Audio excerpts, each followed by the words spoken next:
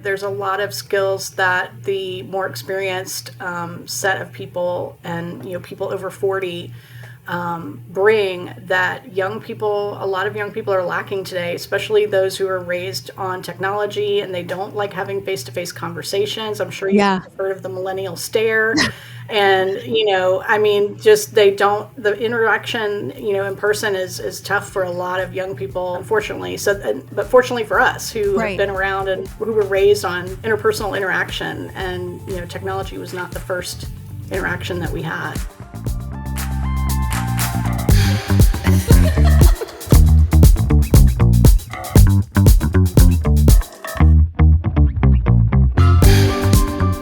Welcome to A Holistic Dose.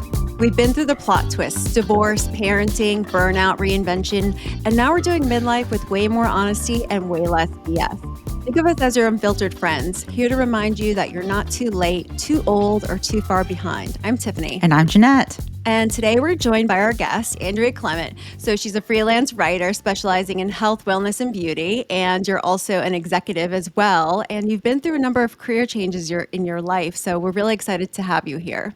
Thanks for coming in. Hi, Andrea. Hi, Jeanette. Hi, Tiffany. It's so great to be here. I really appreciate you guys having me on. Andrea, you recently wrote an article in the AJC about people over 50 changing careers, correct? Yes, that's correct. So one of the topics that I do specialize in for the Atlanta Journal is topics related to aging. And our audience there at Aging in Atlanta is 55 and up officially, but a lot of the topics apply to, 45 and up and all ages, really. And I was excited about this particular topic when I was assigned it because I used to be a recruiter and I also was a career columnist. So it was a topic that was really personal for me and really piqued my interest. And also, incidentally, I'm kind of a lifelong career changer myself. I've had like 4 or 5 different careers over the years. Wow. So ranging from elementary school teacher, which is what I did for like 3 years after college, which was a total fail, all the way to medical sales, physician recruiting, sales training, and then became a writer. And now I do PR and writing for several different companies. So. Okay, I was excited about this topic because I'm a divorce attorney. Gray divorce is on the rise, and that's, I think, defined as people over 50, maybe 55, but it is becoming increasingly common. And standard of living goes down for everybody when you divorce. And so a lot of my clients are in the position where they either haven't worked, they've worked part-time, or they haven't really focused on their earnings that much, and they find themselves in a situation where they need to figure that out after divorce. And so, this is something I'm really looking forward to learning more about. Absolutely. Yeah, that's a huge, a huge trend and issue that people are facing is the change that you go through financially after divorce. So that definitely can cause a lot of transition with people's careers later in life as well. And then I found for myself that it's like you kind of get tired of doing the same thing for so many years, right? In the same way. Yeah. So I just got fatigued on, I've loved what I do for a living, and I love being a divorce attorney, but I was getting fatigued from the litigation and really had to learn, like, just because I'm good at something doesn't mean I have to do that. And really needed to start thinking about, how do I pivot? How do I use my skills? And I'm still a divorce attorney, but I just tweaked things. So I'm interested in your own career changes. People, I think people are so fear driven, including, I think that's just normal, right? I'm including myself, like pivoting to something completely different, which you've done. There goes my dog. But tell us a little bit about why you made your career transitions. Sure. So I just kind of went on a detour. I got into the wrong major in college. It was kind of a long story. It was a dispute I was having with my mother at the time. She wanted me to major in something different than what I wanted to major in. And all I ever wanted to do when I was little was to be a writer. That's all I ever wanted to do. And she was like, "You're absolutely not majoring in journalism." And I was devastated. And she just had her mind set. And she really wanted me to major in business, and just to like go against the grain, I ended up majoring in education. I really showed her. Me too. And yeah. Oh, you did? I didn't realize that. Yep, I have an education degree. That is so funny. Yeah. So I don't know, I just was wanting to get out of school and start my life. And at that point, I just wanted to have a degree. And really, I've learned that the degree, unless you're going to do something like be a doctor or a lawyer or an engineer, or a scientist, really your degree, bachelor's degree, doesn't really matter all that much. You Yeah. can do whatever you want. And that's one of the things that I'm kind of proud of with my own track of my own career path, is that I never went back to school. I probably should have, and it probably would have helped maybe accelerate some things. But for me, it just wasn't something that was, I had the bandwidth for. And so I did all of my career transitions without going back to school. I just kind of jumped in, dove in head first, and learned new skills and networked my way into them. And it was just kind of like pure determination a lot of times. And I was scared to death. The first one that I did when I went from teaching school to medical sales was really scary, but I was young enough at the time and just early enough out of college. I'd only been out of college for a few years. So I basically just kind of started over as if I was interviewing again coming out of college, and just kind of, wrote off the the mistake of the education career and just said, okay, I'm going to start fresh and I'm going to get into medical sales. So I got into a very entry level medical sales job where they provided training. That's another thing when you're making a career change, that helps, is find a job that provides some on the job training. That really helps a lot. So that was key to me. And that was one of the things that was really important. And I had a great trainer, a sales trainer. I had a great boss, and they really nurtured my career and helped me like move up through the ranks and get promoted and try different things within the company. And so that was like a really big leap for me. And then from there, everything kind of happened pretty organically and more easily. I didn't have to make as big of a jump after that. But from there, I went into physician recruiting, because my medical sales job, we were selling products that were going to be phased out. We were actually selling, believe it or not, it was kind of like The Office, the show The Office. We were selling paper products to medical offices. So it literally like was exactly like the show. I mean, we had a Phyllis, we had a Michael Scott, we had everybody in our office. We had all those personalities. And it was a fun job at the time, but I knew like long term, this is not going to be, selling paper is not going to be where it's at. So that's when I got into physician recruiting, because I was like, well, people always need physicians. And that's the other thing, is when you're thinking of a career change, you have to look at what people need right now. Like, where is the need? Where are the trends going? And really study, business and industries and new technology, and how those new technologies and innovations are impacting the jobs that you're interested in. So for me, I knew that we would always need physicians. And so physician recruiting, did really well for me as far as like getting me into another industry and trying something different. So that's how I got into physician recruiting. And then the way that I got into the media side was really, because I'm still wanting to get back to writing, and I still hadn't done that yet. So I'm still like on this detour of like trying to figure out, at this time, I'm just trying to make money and trying to pay the bills, and, just kind of have a job that's remotely enjoyable. And I like science. So that was something that was, that's why I got into medical sales, because I'd always liked science, and medicine, intrigued me, and all those things. So that's when I got a side gig. And the side gig was writing about medical careers. And I totally got it just from a fluke. I was just talking to somebody about work, and she wrote for this website, and she wrote about dentistry.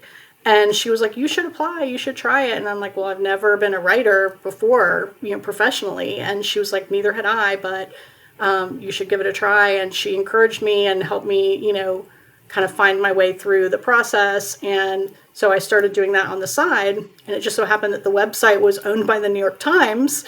So that helped a lot. Wow. Because we had incredible resources, backing, training, and social media. This was in 2007. So blogging and social media were still very new. So again, it was another job that offered training. And so I just happened to get into jobs where it was a new industry, but they offered training because nobody knew about it. So they didn't expect you to know about it.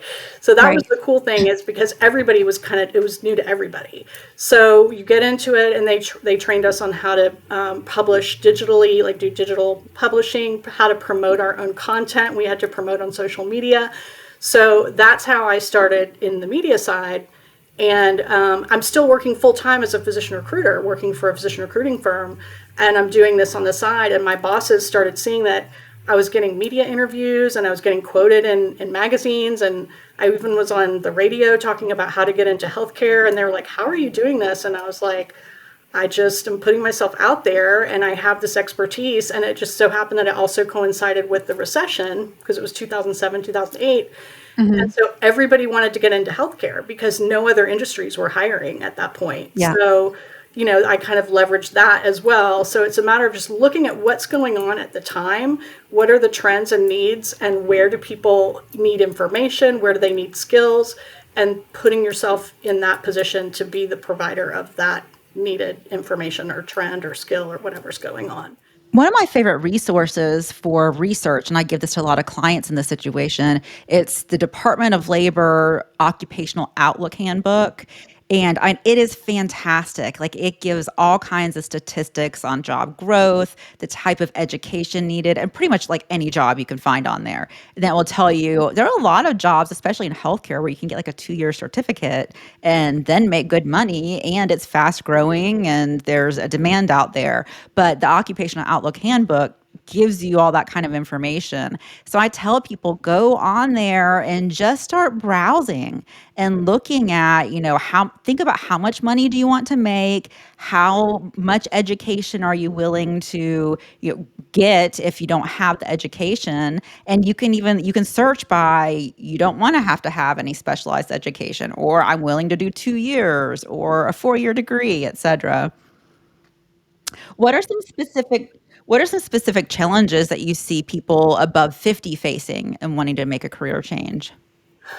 I think that, fear is a big thing, and just being stuck in a rut and having done the same thing for so long. Or they're getting a divorce and they are just having to start a career. They have never had one. That's Yeah. very common too. Yeah, it's just, you feel like you're too old to be learning something new or too old to be starting over. But, like you guys, say, you're never too old and it's never too late. So, I mean, there's never any better time than the present. It's just, you just start and make it happen. You just have to set your mind to it and really think about what it is that you want, like you said, and look at like what's reasonable and what's feasible for you and what you need to make, and just start planning like how to get there. For me, having a side gig has been huge for me. That is one thing that I tell everybody is, if you're interested in something, just start doing it on the side. Just, Right. you can do it for very little money because you don't need the money because you have a full-time job. So you can even start out volunteering or just start out at a very low rate and just say, I don't have a ton of experience in this, but I'm willing to do it. And then the great thing is, once people see how good you are at it, or once you learn the ropes enough to be good at it, then they'll start paying you more, and then you can transition that into your full-time position. So it's a great way to dip your toe into the pool and just see what you are good at, see what you can learn, see what you can do with it as a side gig before you have to make that leap, to full-time, which is a lot harder to just stop one full-time career and go into something full-time. You have no experience at all.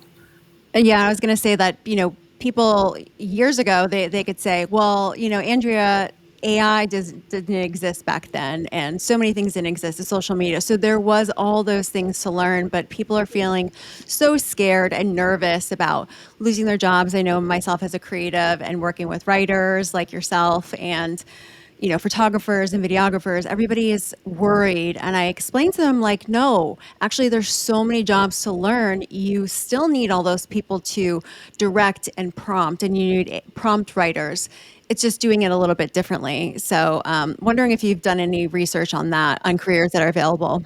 I absolutely have, because as a writer, obviously, that's one of the first things that they're saying that AI is going to eliminate. So that's kind of scary. But I did actually, there is, first of all, one of the great things about AI that we don't have to worry about is the fact that it's trained completely on existing information and ideas. So one thing that humans can do that AI cannot is come up with new ideas. And you can try to prompt the heck out of it, and it's not going to be able to come up with a new creative idea. So that's one good thing about it. And that has been proven. I've been listening to a podcaster and reading about that, and people have tried to get it to come up with new story ideas or new new creative artistic ideas, and it just cannot. It's only trained on existing ideas. So by the time it might tell you it's a new idea, but it's going to be something that's out there already, and it's a cliche. So that's the good news for creatives. And then also, like you said, there's a lot of, it's creating new jobs or kind of changing existing jobs.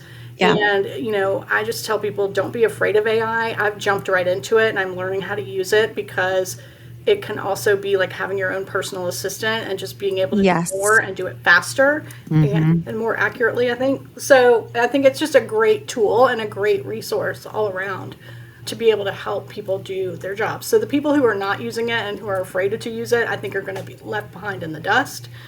Completely. And, the key is, and we went through the same thing with, when the internet became a thing and when computers became a thing, we went through the same thing. Everyone was like, oh, computers are going to eliminate so many jobs. Well, they did, but then they also created a whole other, industry of technology and software. So something, it's going to definitely change, and it might be scary, and people may lose jobs, but the key is to stay ahead of it and don't be afraid of it, and figure out how to use it to your advantage, rather than just saying, oh no, I'm not going to do that, it's going to take my job, because then it will probably, if you just It definitely will. Yeah, and I've heard too that it's primarily dominated by men. So, which just means that there's so much opportunity for women. I think it's like an 80-20 split or something like that. And I was like, when I tell people that, it's really interesting, and it's like, why? It makes you wonder. Is it because, same thing, like men can just go out there and they'll apply for jobs, even if they're you probably know the statistics more, like they're maybe not even 50% qualified, but a female will only apply for it if she feels like she's really closer to the 100.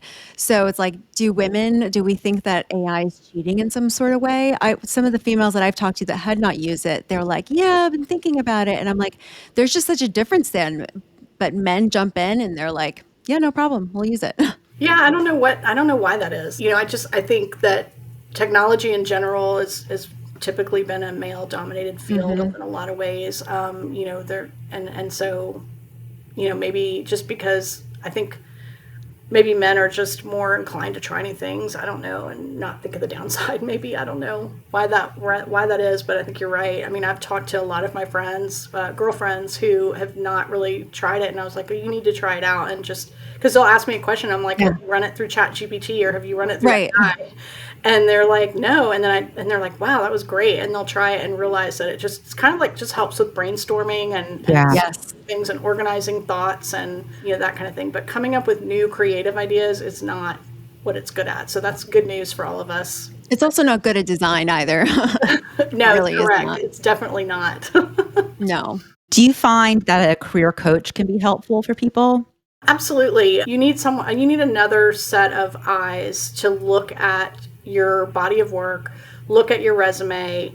I think when people get kind of pigeonholed into one career, it's hard for them to see outside of it. And so sometimes, you need another perspective, and it's someone who has experience with those kinds of things and knows how the technology works, when you apply for jobs, because now that's a big thing, and they know how recruiters and hiring managers think, and they've been there, done that, and they know the ins and outs, so they can kind of help walk you through those things, and just kind of give you some shortcuts and give you that confidence of like, okay, I know what to expect. I think that's a lot of it, is just that fear of the unknown, not knowing what to expect. If you haven't interviewed in a long time, it can be really scary to think about sitting in a room full of people. My latest job that I got, I had like 4 panel interviews with people sitting around a conference table, and it was very intimidating. And it can be, unless you're prepared for it. And so if you have someone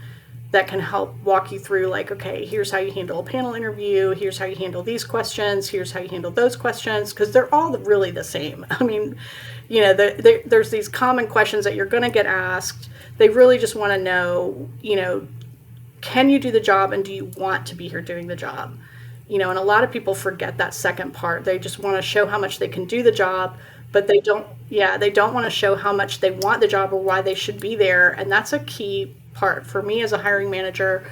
I would always, if it didn't make sense for someone to take this job, like if it was a step back or a step down in money, I always made them tell me, why do you want this job? Like, why, how do you see yourself fitting in here? Because sometimes there were jobs that didn't really, to me, it just didn't make sense as to why they would want the job. And usually I was pretty accurate with that. Like, for example, we hired a salesperson at one of my jobs, and it was fun. We did mostly phone sales and consulting in this particular role.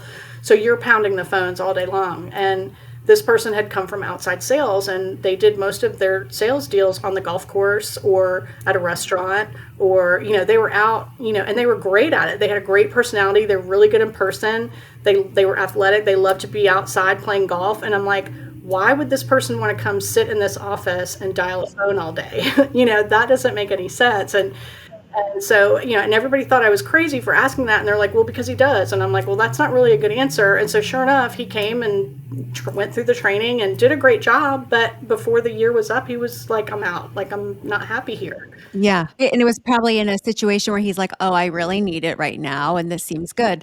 But like, I think, a really common topic is ageism. So I was recruiting for a couple of roles at my last job, and what I hear from people is they often tend to be scared, thinking that they're like we were saying, like too old, or we're going to choose somebody younger. And honestly, the way the career scope and everything has changed, the platform, or I'm sorry, the landscape, is that we want people who are experienced and mature and want to show up for the job and are going to put forth that effort, because it's really a different landscape right now. It is just, people are not wanting to work. They're not wanting to put in that effort. And it's like, they're really strict on the times they want to come in and come out. And it's really different. So I think like there's so many more opportunities out there once people can get over that mind hurdle. I agree. I think that's very true. There's a lot of skills that the more experienced set of people and, people over 40 bring that a lot of young people are lacking today, especially those who are raised on technology and they don't like having face-to-face conversations. I'm sure you've heard of the millennial stare. And, just the interaction, in person is tough for a lot of young people, unfortunately. So, but fortunately for us who have been around and who have, who were raised on interpersonal interaction, and, technology was not the first interaction that we had. Yeah, I remember talking to a former colleague, and she was like in her 20s, and she was just like, well, our generation, we just don't value the same things that you guys do. She's like, we just fine. want, yeah. Right. I was like, okay, we don't want to be putting in all those extra hours because they fear that it's not going to convert to anything. It's not going to bring them the bigger pay or the salaries or anything. So I was like, okay, so what do you imagine that you're going to do then? Once we retire or we move on to other roles, who's going to be running the companies that you're going to be working with? Well, she expects that she's going to open up her own company. Okay. Well, who do you think you're going to hire to work for you? That's going to want, and you're going to work harder as an entrepreneur, a business owner. So I'm not sure that really works. And then I've also heard about the generation too, where they're delaying even graduating from college, and they're just taking time off and they're going to travel in Europe, and everybody thinks they're going to be an influencer, and it's not probably the reality. Yeah, it's definitely a different mindset and approach than what we had. And there's good and bad to both. It's not to say that they're all bad, but there's just certain jobs where they need a certain level of dedication and reliability and consistency and interpersonal interaction and ability to handle a lot of different situations with different types of personalities. And you just have to. I'll tell you too, maturity, and you would think basic things like the conversations I've had to have about what's appropriate to wear in the office and what's not. Like, maybe let's not wear a sweatpants in the office, or a gym, pants and a sports bra. You're showing your midriff, things like that. Like, it's tough being a manager and having those conversations. I've had to have them before, and those common things, or like, when the CEO comes to visit the office, if he's still in the office and it's 5:00, I don't care what time you got here, stay. Stay. Do not go home. Like so many things. It's like we are like, should be common knowledge, and for them, it's just not. They don't think twice.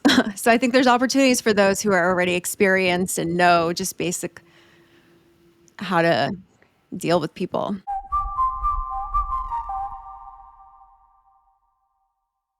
So, Andrea, how important is networking, and what tips do you have for people over 50 or over 45 to network?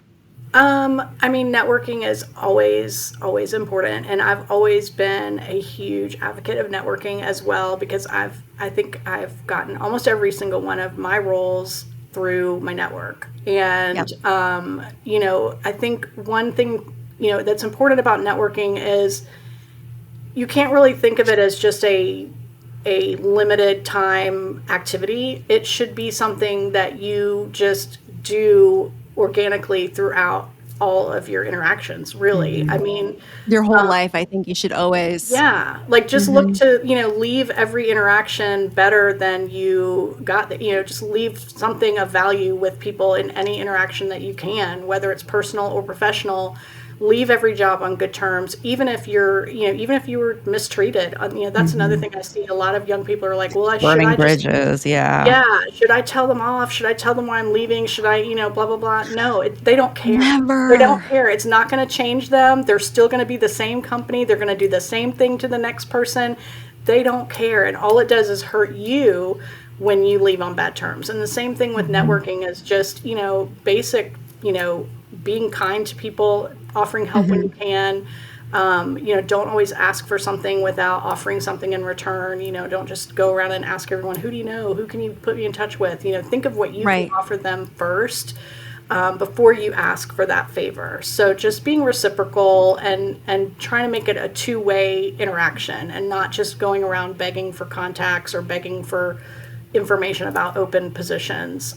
And just being proactive about it. I mean, really just, and staying in touch with people. I always like to connect with people on LinkedIn so that maybe once we don't work together any longer, we can stay in touch. It's just nice to stay or on Facebook or whatever, app they're on.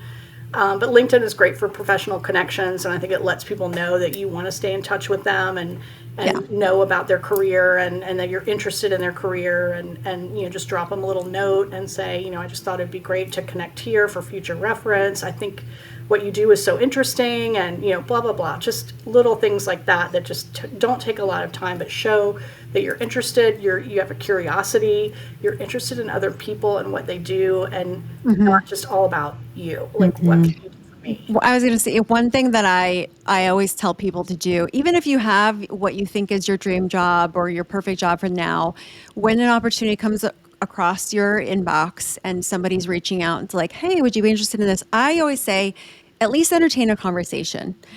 Even if you're a little bit interested, because you never know that connection that you might build with somebody, that person will be at the next place that you were looking to go to.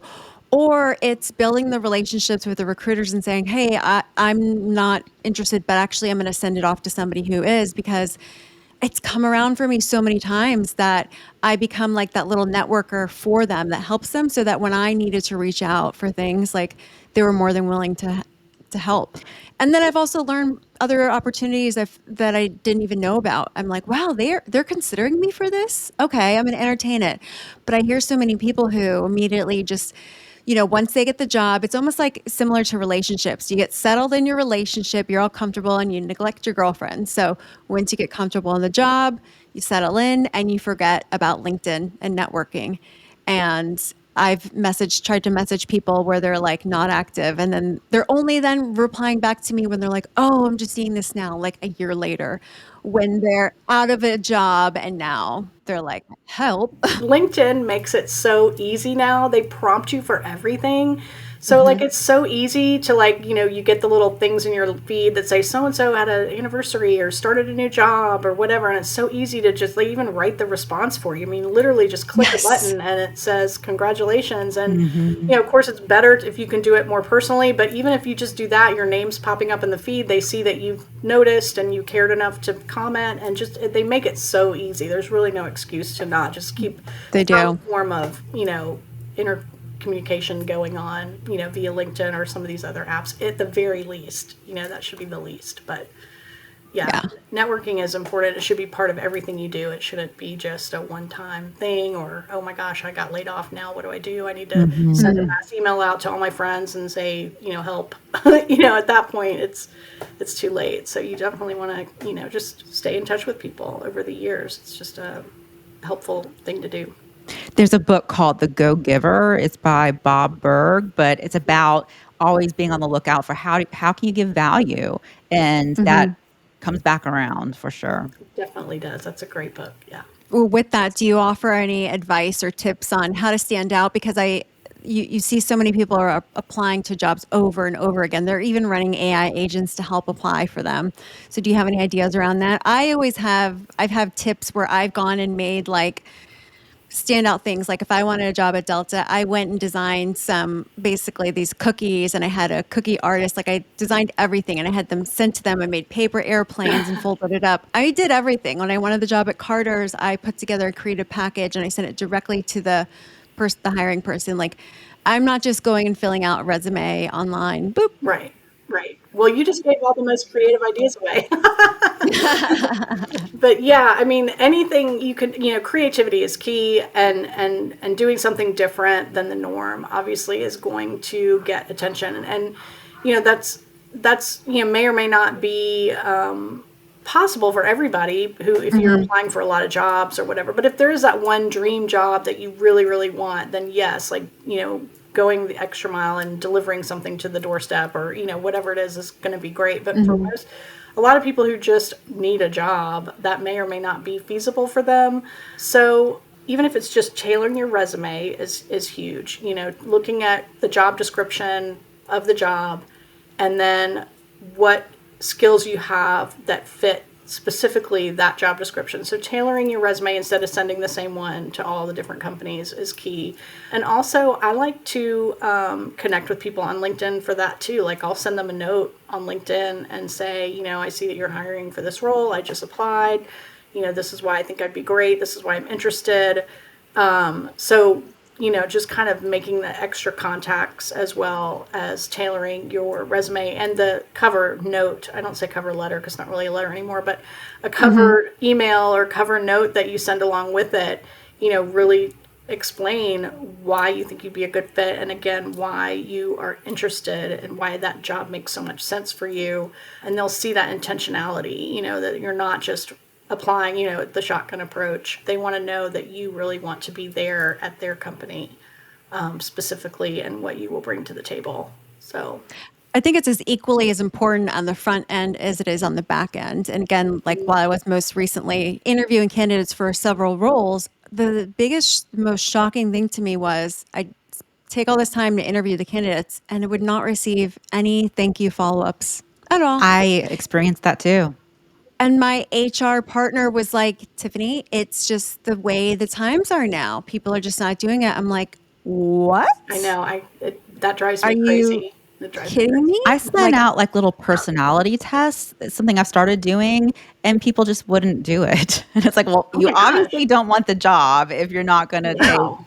take, 20 minutes to do this little quiz. So That's interesting. But yes, I am a huge believer in the thank you note for after an interview. Yeah. And even like I said in my last job that I got, I had multiple panel interviews. I sent a different note to every single person on the panel. Yeah. And I've had some people just send a group email to all of us on the panel, and I was like, ew, it's not the same. It's just like Yeah.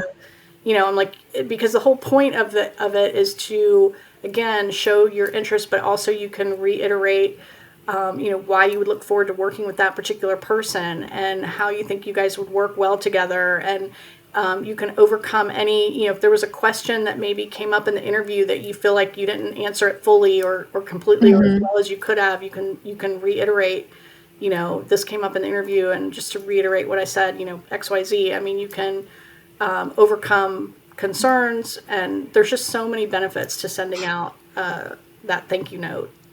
There was something a little, there was something similar to that when I had mentioned I really wanted this job at Carter's, and I lived in Florida at the time. And this was like 2007. So the economy was still good until it wasn't the year after.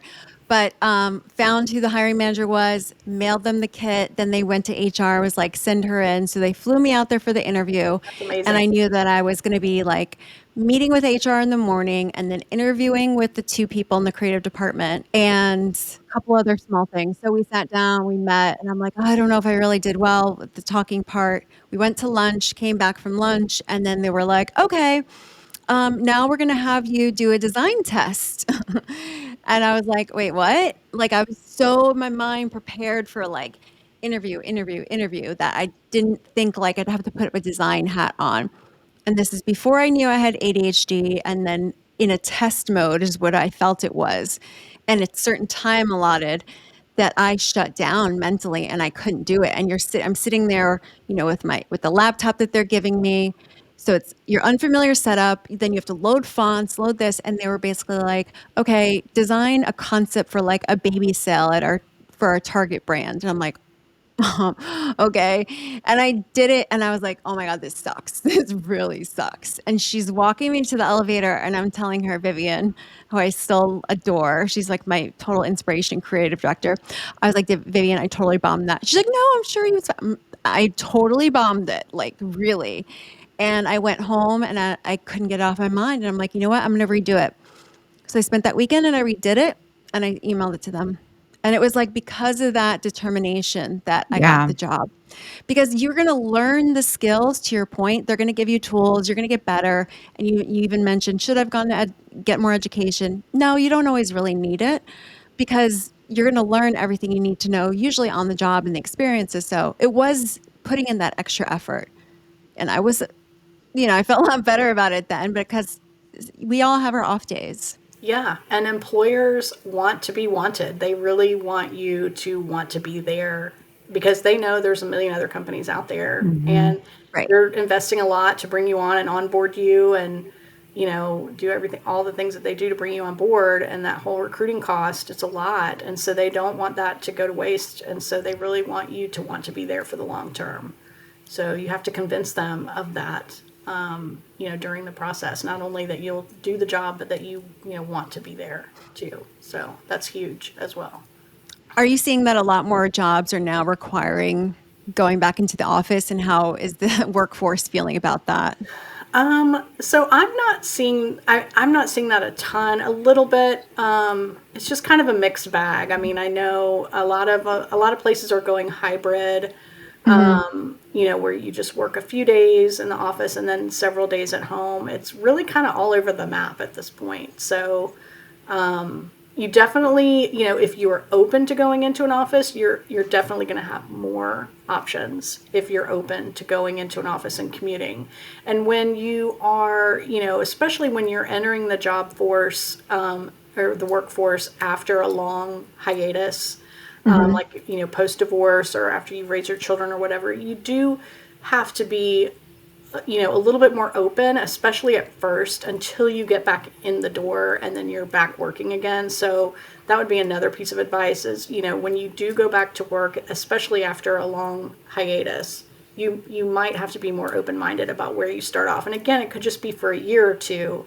And Hmm. then you'll start kind of getting in your groove and you're networking again, you're in the workforce, you're meeting people, you're, learning new skills and you're building your confidence. And so I would just tell people not to be so hard on themselves about the type of job that they get, if they're re-entering the workforce. And I Mhm. tell the same thing to people who are changing industries. I've done a lot of work with people who are trying to get into the healthcare industry. Hmm. And sometimes initially, you'll have to take a little bit of a step back. So like if you're in sales and you're a VP of sales or something, but you're selling widgets and then you want to sell something in the healthcare industry like pharmaceuticals or, whatever, you're not going to go from a VP to a VP necessarily. You might need to step back a little bit. It shouldn't be for a long time. It's not like you're going to have to start over. But that initial job in the new industry might be a little bit of a step back or a lateral move, and then you'll move right back up very quickly. So that's another tip that I tell people who are either making a big career move to a different industry or who are getting back into the workforce after a long period off. Don't stress out about the first job. Just get something and get going, and then you For can sure. move from Well, there. for those that don't have anything to put on their resume, or how do they, or maybe it has been that gap, how do they handle that long gap on the resume? You have to be honest about it. So I would just include any volunteer work that you did during that time, and be honest with what you were doing. I mean, you were managing your household if you were a full-time mom, and put on Yeah. there, what all you were doing. I mean, because, and what organizations you were a member of. I mean, a lot of people, maybe they were volunteering at the school, they were active members of the PTO. I mean, whatever it was you were doing, put that on there, because it's nothing to be ashamed of, and it's nothing to try to cover up, because then if you try to sugarcoat it or cover it up, Yeah. that's gonna make it look worse, because then it looks like you're not being authentic, or that you're trying to, kind of pull one over on someone. So just be honest, really, and just there's different ways you can present your resume to where it's not necessarily chronological. You can do functional resumes. Is one type Oh, of resume where you just kind of block out, what your experience is, and put it into terms of like industries or skills or whatnot. So there are different ways to design your resume to where it's not just chronological. what are some of the more interesting careers that maybe we don't know about that could really apply to us in 40s and up? Well, you know, I don't know about interesting, but I will say there are, I mean, interesting is subjective. Everybody has Sure. different things that, they find interesting. But what I will say is there are a lot of fields that I think are more amenable and more welcoming to older applicants, just that I've found in my experience. And that is like government jobs, academia, like school, educational type of roles, those types of things. I think they're, there's really, I don't, they're just more amenable to older people, of all ages and skill sets and ranges. So those are some where I think, you don't run into the ageism as much. And then there, like the story that I wrote for the Atlanta Journal, there was that one woman, Beth, who had come from the tech industry, which is extremely, kind of notoriously ageist. So she, was really worried when she got laid off, what she was going to do next. And it probably wasn't going to be tech, because they're just Yeah. very, that they're all about being young and knowing the newest, latest technology. And that's just, not really the best place to go at that point. So she did a complete, switch of industries. And it does take more time that way. And to tie her over, she took a temporary gig bartending. And again, that's like goes back to what I was saying before. Like, don't, just be open to something. Just do something at first. And that's what she did. She had been a bartender when she was in college and right out of college. And it was just something easy for her to fall back on, and just to make money and get out there and be active and meeting people, and doing something to kind of build her confidence back up after a layoff, which can be devastating.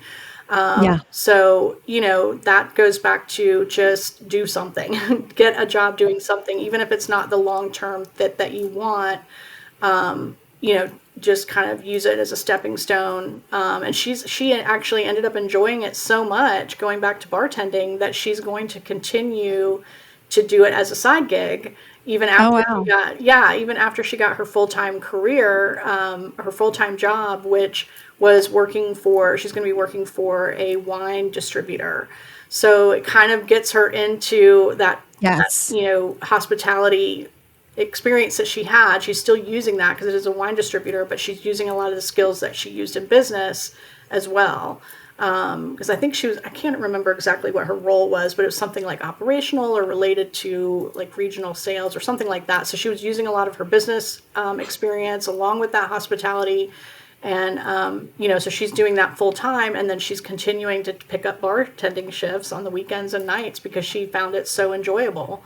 Wow. At age 60, which I think is so great and so fun. And she goes, one of the things she said in the article is she noticed that back in the day when she was in her 20s, they would fight over shifts. If someone, if a shift came available, everybody was fighting. I want that shift. I want to pick it up. And she said now they have, it's like pulling teeth to get people to pick up shifts. And like, Yes. to your point earlier. And so that it's definitely a paradigm shift and mindset shift of how, the younger crowd, they're really all about balance and life balance. Boundaries. Yeah, They're big and about they that. just will not, Mm-hmm. yes, they just, if there's an extra shift, they're like, too bad, I've worked my shifts for this week and I don't want it. And so it's great for her because she'll just pick them up. And, so she's noticed it too. Everybody kind of notices that it's definitely a different mindset now. So It is completely different mindset. Yeah. I felt like when I was interviewing the folks, they immediately wanted to know like what benefits we were offering and what was the work-life balance and everything, like more for them. And I'm like, well, I felt like I had to like sell them on it, but I'm like, actually, you're the one who's needing this job, right?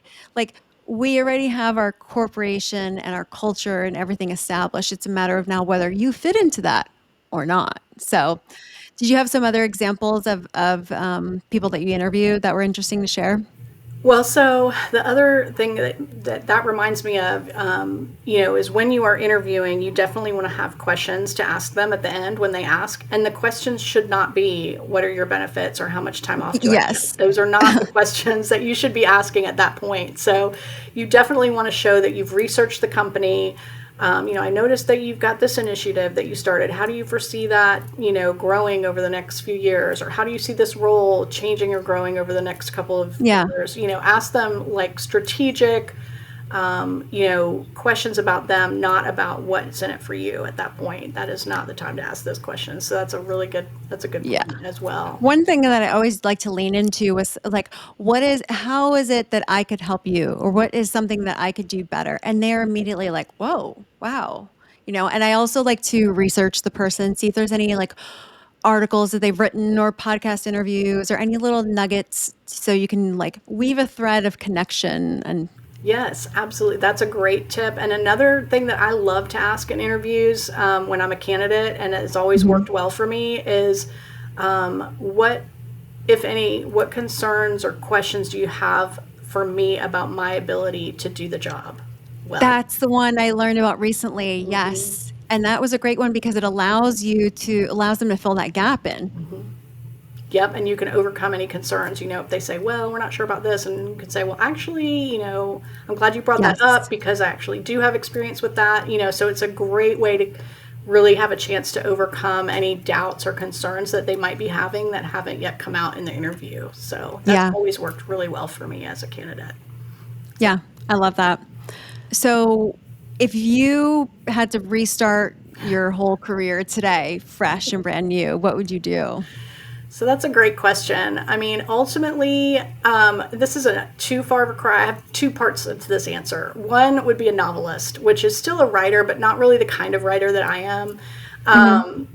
So I would love to be a novelist and just, live on a beach somewhere and look out over the water while I write my books and, just make a bazillion dollars. But and then the other thing would be, I know this is like, I think I mentioned earlier that I really am interested in science. I think I would be a geneticist. Like I would love to like have studied genetics and go into like genetic counseling because so much of what I'm learning about in my healthcare writing and roles now is that genetics play such a key role in how healthcare impacts us from, how we react to a medication to, how a disease even manifests or plays out in our body. And it's so much of it is genetic and it's really opening up a whole, personalized medicine deal.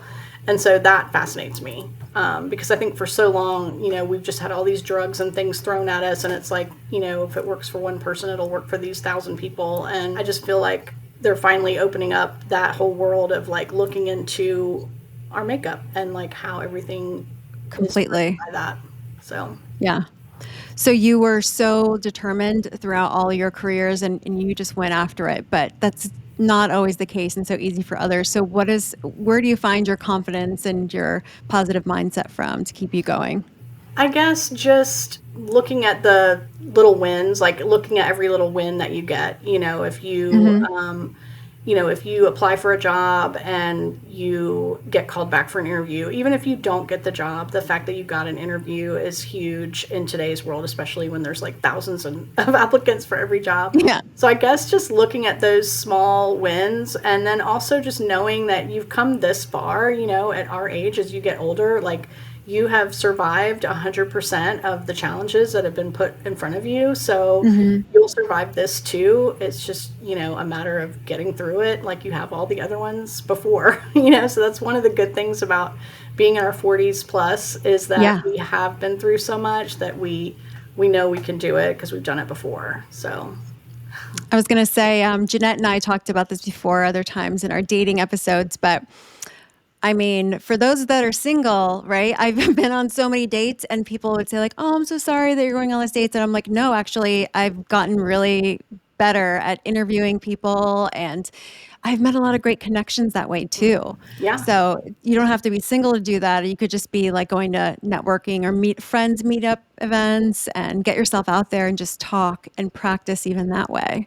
I think that's such good advice, and it's so huge. And really, the bottom line is, like you said, just putting yourself out there in every way possible, whether it's volunteering, getting a side gig, meeting new people, going on a date, going to a new club. I mean, just, connecting with people online. If you have a lot of time to get out, it's just putting yourself out there and making those connections with as many people as you can, and not always looking at it as like, oh, well, this person doesn't work in the field that I want to be in, so I'm not going to connect with them.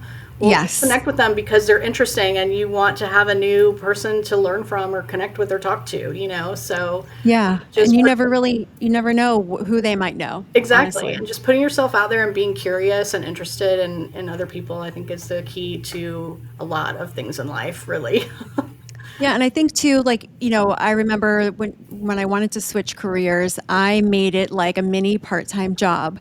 It was an everyday thing. I set aside a certain amount of time and I went and applied, and then I would keep everything very organized in a folder, because oftentimes, and this was a tip I used to tell people all the time, if you go and apply for jobs and then I would keep a track, like I would screenshot all the job listings and keep them in a folder, and I would color code them. I'm on a Mac, so I'd be like green that I did it. And then if I heard back and I didn't, I got denied, it would be red or yellow. I'd make a system, move them into folders. But the most important thing about screenshotting the whole description was sometimes these people are pulling down the job, they're closing the job online, so you no longer know what the listing is. And then they're like, 2 months later, "Hey, I want to interview for this job. Why were you interested?" I'm like, "What was the job even about?" I have no idea. And especially if you're applying and trying many different things, you all of a sudden are caught like, So that was my little method, is like, you can't just save the links because links are going to get pulled down. People are pulling them down because it costs money to host them. Screenshot them. Yes, that is so true. And also, those platforms can be a great resource to some extent, but you really have to broaden your job search to include other ways, whether it's just going to the sites of the companies that you want to work for and looking directly on their website for openings, or looking on, or just asking people that or just, there has to be other, you can't just focus on just the online platforms, because a lot of people will post jobs on there just to mine candidates, or they'll post jobs because they want to show that they're growing. They're trying to show growth even when they're not really hiring.